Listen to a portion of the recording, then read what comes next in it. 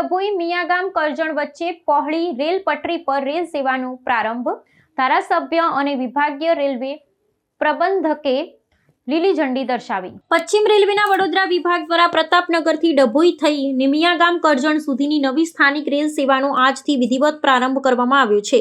સાંકડી રેલ પટરીને આધુનિક પહોળી રેલ પટરીમાં પરિવર્તિત કરવાની કામગીરી અને જરૂરી તકનીકી ચકાસણી પૂર્ણ થયા બાદ આ માર્ગ પર રેલ વ્યવહારની શરૂઆત કરવામાં આવી છે. ડભોઈના ધારાસભ્ય શૈલેષ મહેતા અને વડોદરાના વિભાગીય રેલવે પ્રબંધક રાજુ ભડકે સહિતના ઉચ્ચ અધિકારીઓ તેમજ સ્થાનિક આગેવાનોની પ્રેરક ઉપસ્થિતિમાં આ નવી રેલગાડીને લીલી ઝંડી દર્શાવીને પ્રસ્થાન કરવામાં આવ્યું હતું. આ નિયમિત રેલ સેવા પ્રતાપનગરથી શરૂ થઈ ડભોઈ વાયા મિયાગામ કરજણ સુધી દોડશે, જે અંતર્ગત નડા, બારીપુરા, મંડાળા અને પ્રસિદ્ધ તીર્થ સ્થળ કાયાવરોહણ જેવા મથકો પરથી પસાર થશે.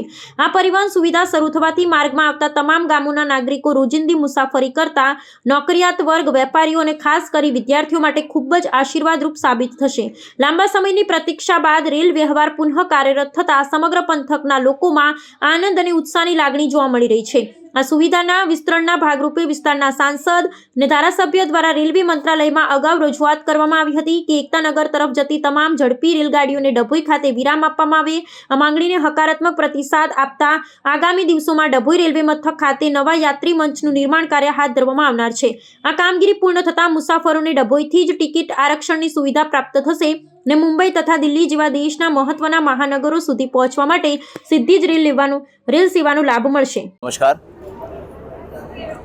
मियागाम करजन से डभोई तक की जो लाइन है इसका 2023 में गेज कन्वर्जन हुआ। इसके बाद बड़े दिनों से यहाँ हमारे पास डिमांड थी।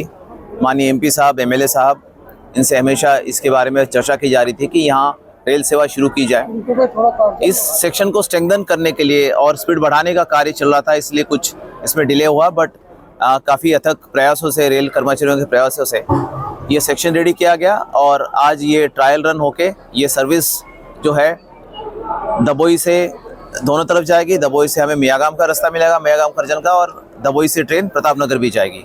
तो ये तीनों जगह के जो कर्मचारी है, विद्यार्थी है, उनके लिए एक्सेस बन पाएगा और ये सर्विस रेगुलर होगी। और इसके बाद जब हमारी गाड़ियाँ इंदौर तक पहुँच जाएगी, धार से इंदौर जो है अगले 2 साल में इसका टारगेट है। फिर मेन गाड़ियाँ भी, मेन लाइन की गाड़ियाँ इंदौर से सीधा मुंबई जाने के लिए डभोई से जाएगी और डभोई बहुत ही इंपॉर्टेंट स्टेशन हो जाएगा।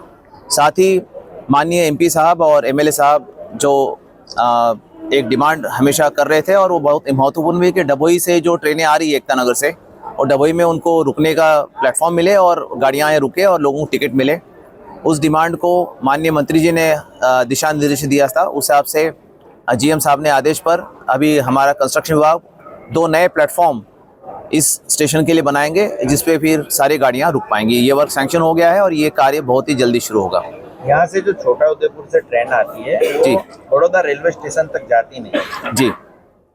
वो ऐसा है कि बड़ौदा स्टेशन बहुत ही कंजेस्टेड है आज के डेट में, इसलिए बड़ौदा में प्रतापनगर और विश्वामित्री और छायापुरी ये पैरेलल स्टेशन हो रहे, साथ ही बाजवा डेवलप होगा। तो ये ट्रैफिक डिस्ट्रीब्यूशन हम प्लान कर लेंगे। कुछ गाड़ियाँ जो ज़रूरी है वो एक आध गाड़ी जो ज़रूर आगे तक जाएगी, बट जिस हिसाब से हमारा वडोदरा म्यूनिसिपल कॉर्पोरेशन से डिस्कशन हुआ है, ये सारे स्टेशन का कनेक्शन बसेस से होगा ताकि लोग एक स्टेशन दूसरे यात्री स्टेशन भी जा पाएंगे। इनफैक्ट प्रतापनगर बहुत ही महत्वपूर्ण स्टेशन डेवलप हो रहा है डभोई जैसे, इसका दोनों स्टेशन का उद्घाटन बहुत ही माननीय प्रधानमंत्री जी करेंगे। तो जो लंबी दूरी की गाड़ियाँ हैं जो साउथ और स्पेशली नॉर्थ में हमारे पटना की तरफ, दिल्ली की तरफ और वाराणसी की तरफ जाते हैं, सारी गाड़ियाँ अभी प्रतापनगर से शुरू होंगी। तो प्रतापनगर भी बड़ौदा जैसे ही बहुत ही महत्वपूर्ण स्टेशन बनने जा रहा है। धन्यवाद। एक तबक्के जे नेरोगेज माटेनु एशियानी सौथी मोटું સેન્ટર કહેવાતું હતું એવું ડભોઈ કે 1816માં માનનીય મહારાજા સયાજીરાવ ગાયકવાડ તરફથી એની શરૂઆત કરવામાં આવી હતી ટ્રેનોની। આજે બ્રોડગેજમાં રૂપાંતરિત થયા પછી લોકોની જે લાગણી ને માંગણી હતી એને અનુરૂપ રેલવે તંત્ર દ્વારા આજે ડભોઈથી મિયાગામ કરજણ ને પ્રતાપનગરની ટ્રેનની શરૂઆત કરવામાં આવી છે। આનાથી યાત્રિકોની સાથે જે વિદ્યાર્થીઓ અભ્યાસ કરવા માટે અપડાઉન કરવા હોય એને પણ ફાયદો થશે, નોકરિયાત વર્ગોને પણ આનો લાભ મળશે અને જરૂરિયાત સંતોષાતે હમણાં કહેવામાં આવ્યું એમ રસ્તામાં કાયાવરોણ ને જે તીર્થસ્થાનો છે એ સ્થિર સ્થાનો પર જવા આવવા માટે પણ લોકોને આ ટ્રેન મદદરૂપ થશે. એટલે હું આ વિસ્તારના તમામને અભિનંદન આપું છું, શુભેચ્છા પાઠવું છું. સાથે સાથે જ ઘણા જ વખતથી અહીંયાના લોકોની જે લાગણી ને માંગણી છે કે ભાઈ અહીંયા જે ટ્રેનો જાય છે એનું બુકિંગ અહીંયાથી કરવામાં આવે ને એની ટિકિટો અહીંયાથી મળે, કે બોમ્બે ખાસ કરીને મુંબઈ જવા આવવા માટે જે પરિસ્થિતિ છે આ બાબતની ચર્ચાઓ રેલવે મંત્રી શ્રી અશ્વિની કુમારજી જોડે થયેલી હતી. આપણા સાંસદ શ્રી જસુભાઈ રાઠવાએ પણ આની રજૂઆત કરી હતી. અમારી મિટિંગમાં પણ અમે આ બાબતમાં ચર્ચા કરી હતી ને એમના તરફથી જે પોઝિટિવ રિપ્લાય મળ્યો હતો તે વખતે એમણે સૂચના આપી હતી.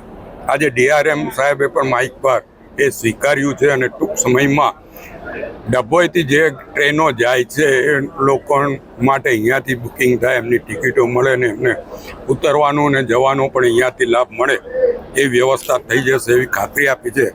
એ બદલ પણ રેલવે તંત્રને પણ અભિનંદન આપું છું અને આપણા આ વિસ્તારના લોકોની જે લાગણી ને માંગણી સ્વીકારવા બદલ રેલવે મંત્રી અશ્વિની કુમાર વૈષ્ણવજી અને આપણા સાંસદ જસુભાઈ રાઠવાને પણ આભાર સાથે અભિનંદન આપું.